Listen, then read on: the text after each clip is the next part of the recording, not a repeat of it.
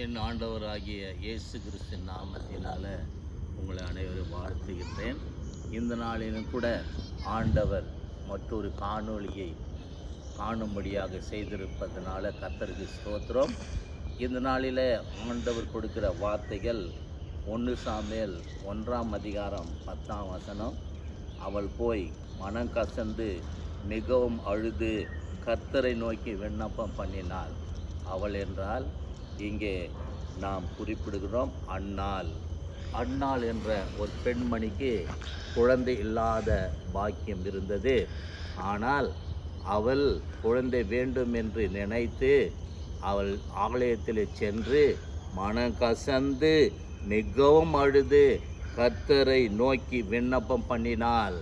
அந்த விண்ணப்பத்தை ஆண்டவர் கேட்டார். எப்படி அவள் விண்ணப்பத்தை பண்ணினாள் என்றால், அன்னாள் தன் இருதயத்திலே ஆண்டவரோடு பேசினாள். 2வது, நான் கர்த்தருடைய சந்நிதியில் என் இருதயத்தை ஊற்றிவிட்டேன் என்று ஜெபிக்கின்றாள். தன்னுடைய இருதயத்தையே ஆண்டவருக்கு ஊற்றி ஜெபிக்கின்ற அந்த அன்னாளுக்கு குழந்தை இல்லாததுனால அவள் மிகவும் மனம் கசந்து அழுது விண்ணப்பம் செய்கின்றாள். அப்பொழுது ஆண்டவர் அந்த விண்ணப்பத்தை கேட்கின்றார்.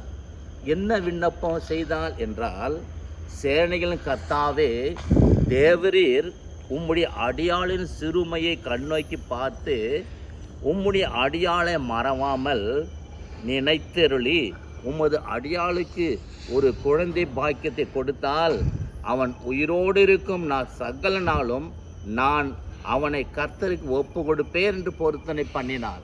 அப்போ குழந்தை பாக்கியத்தை இல்லாத நேரத்தில் அவள் மனம் கசந்து அழுததுனால ஆண்டவருக்கு விண்ணப்பம் செய்கின்றால், எனக்கு குழந்தையை கொடுத்தால் நான் உமக்காகவே ஒப்பு கொடுக்கிறேன் என்று சொல்லி தன் இருதயத்தை ஆண்டவரத்தில் ஊற்றி விடுகின்றார்.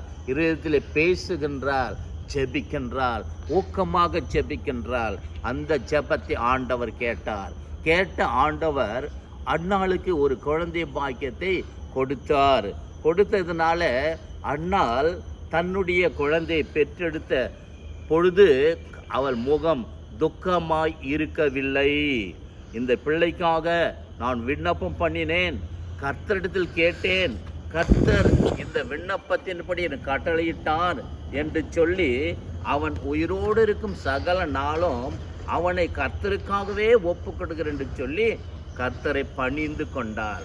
எனக்கு அருமையானவர்களை, குழந்தை பாக்கியம் இல்லை என்று ஏங்கி கொண்டிருக்கிற சகோதரிகளே, ஆண்டவர் இந்த நாளில் அந்நாளை போல நீங்கள் இருதயத்தை ஊற்றி ஆத்துமாவை கர்த்தரிடத்தில் ஒப்பு கொடுத்து நீங்கள் ஜெபிக்கும் பொழுது ஆண்டவர் உங்களுக்காக ஒரு குழந்தை பாக்கியத்தை கொடுக்க சித்தமாக இருக்கிறார். ஏனென்றால் அவரால் கூடாத காரியம் ஒன்றுமில்லை. என் தேவனால் எல்லாமே கூடும் என்ற நம்பிக்கையோட நீங்கள் கேட்கும் பொழுது கர்த்தர் கண்டிப்பாக செய்கிறவராய் இருக்கிறார். இந்த நாட்களில் அநேக திருமணமாகி குழந்தை பாக்கியம் இல்லாமல் மன துக்கத்தோடும் கஷ்டத்தோடு இருக்கின்றீங்க.